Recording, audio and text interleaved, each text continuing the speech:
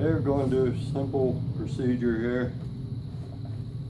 I got the starter out of my 2004 Dyna Super Glide. Had the starter clutch go bad inside of it.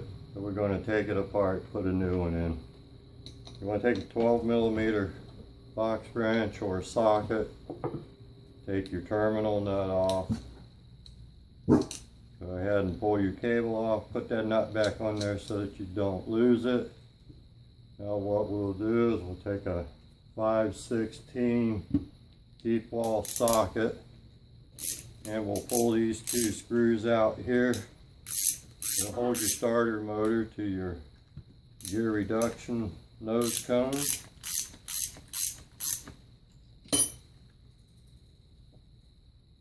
Get them worked out of here real quick here.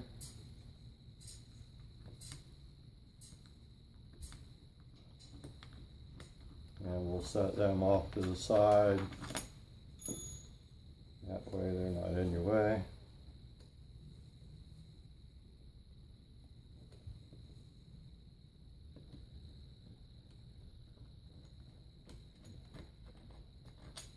Okay, get them out of there. Now we'll pull the starter motor out and we'll just set that off to the side.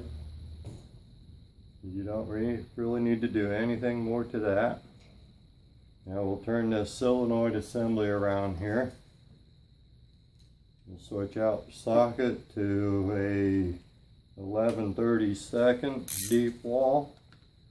You've got 2 bolts in here. Now we'll just go ahead and take those out. You want to hang on to the assembly because it is spring loaded and it can't come apart on you.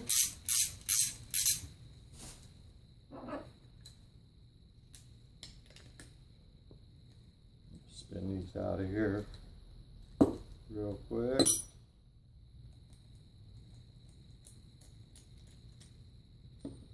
There's one.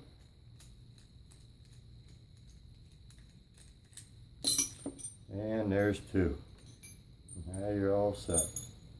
Now what you want to do is grab this nose cone. Now it is spring loaded like I said, so you want to just kind of wiggle it back and forth. Keep her tilted down until everything pops out. Now this long spring here on the solenoid, we just let that sit right there like that. Okay, we're not going to do anything else to it. Now we'll pull out this spline shaft with the spring assembly on there. There's this reduction gear with a plastic bushing, all plastic going towards the inside of the drive case. There are your 5 roller bearings. Now I have already repacked this with grease, so we'll just set that right off the side right there. Don't even need to do anything else to it. Now to replace the drive gear and bearing assembly, we went and purchased one from Jim's. It's the all balls clutch assembly. We just give it a couple of taps there to get it past the O-ring.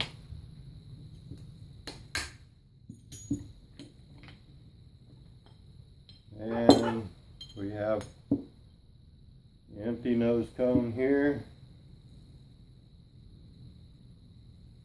Here you have the old bearing that I took out. It is no longer any good. This is actually like a one-way clutch, and they tend to go bad. With the new one, you should be able to grab a hold of the shaft real tight in your fingers, and you notice that you can roll that gear one direction and one direction only. When it hits the other way, it will lock up, and that's what engages your starter. Now what you want to do is just take a little bit of grease from somewhere, and you do have 3 O-rings to these starters. Two of them go on the starter motor itself. One goes inside the nose cone right here. Now what you want to do is, they recommend you replace those, but since this is not a very old starter, I'm going to go ahead and reuse the old ones. You take your clutch assembly, set it into the case, and you can wiggle it back and forth a little bit here. Get it set in. Now I have a socket that goes over the inner bearing race of the outer bearing here, and we will just tap that into place until it bottoms out. Doesn't take a whole lot of force to do it, and we're all ready to go. Now what we'll do is, I've already taken and lubricated the end on the spline. Put us a new spring on there, and we'll push that down inside the hole. Now we'll take the reduction gear with the 5 roller bearings, line it up with the gears, and make sure all the bearings are in place. And now you're ready for assembling the two halves back together. Now you want to push this plunger in here, grab it on the other side, hold on to the gears until it slides into place. Now it is spring loaded, so you'll have to hang on to it fairly tight. And we'll take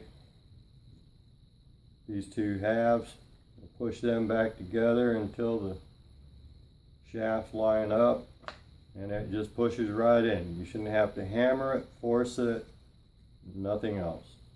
Now what we'll do is we'll hang on to these two cases, because once after I release this spring, it will pop apart on you if you don't watch what you're doing.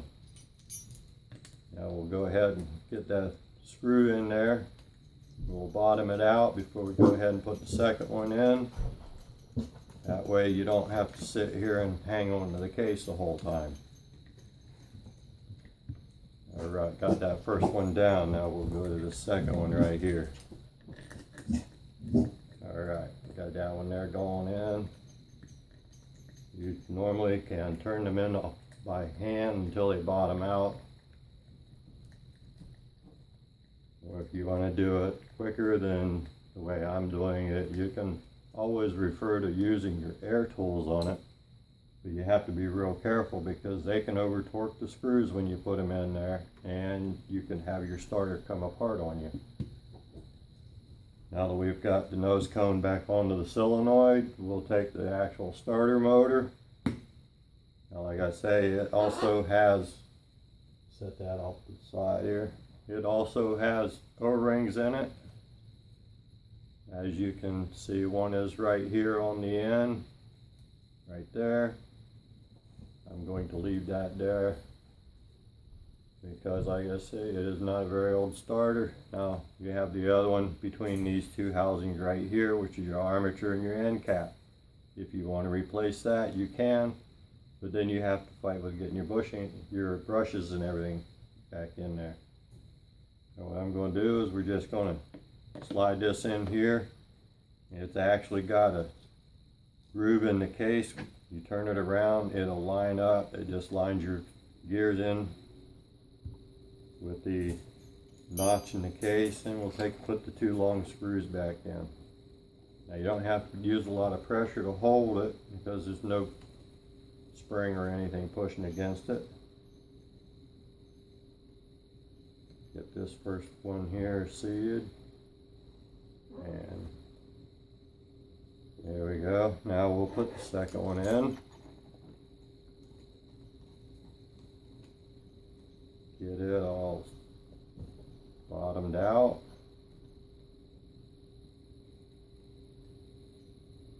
And that holds your starter motor onto your solenoid nose cone assembly. Now what we'll do is we'll take the socket here, and we'll set our torque wrench to 60 inch-pounds of torque. Lightly snug these up evenly. You don't want to do them one at a time and over torque them.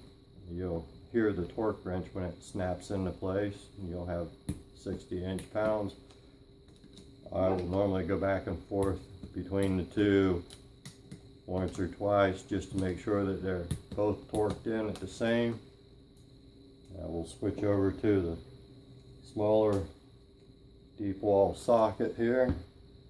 Come around and we'll torque the starter motor on the same way. You just want to tighten them up evenly so you don't put any uneven pressure and uneven amount of torque on one bolt as opposed to the other.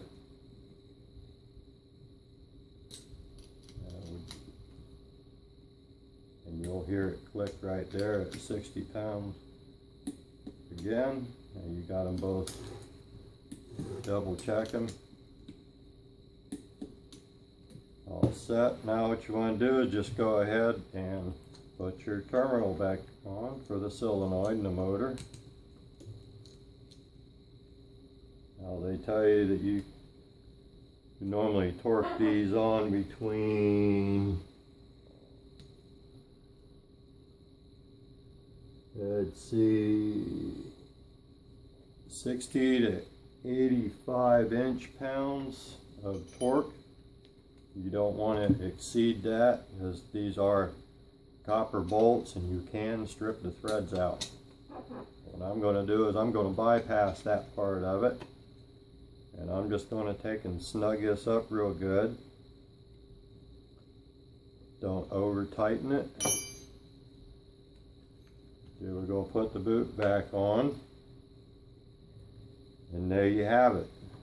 Now you have one fully assembled starter ready to go back on your motorcycle.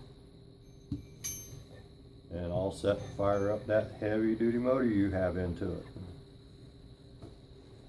And there you go.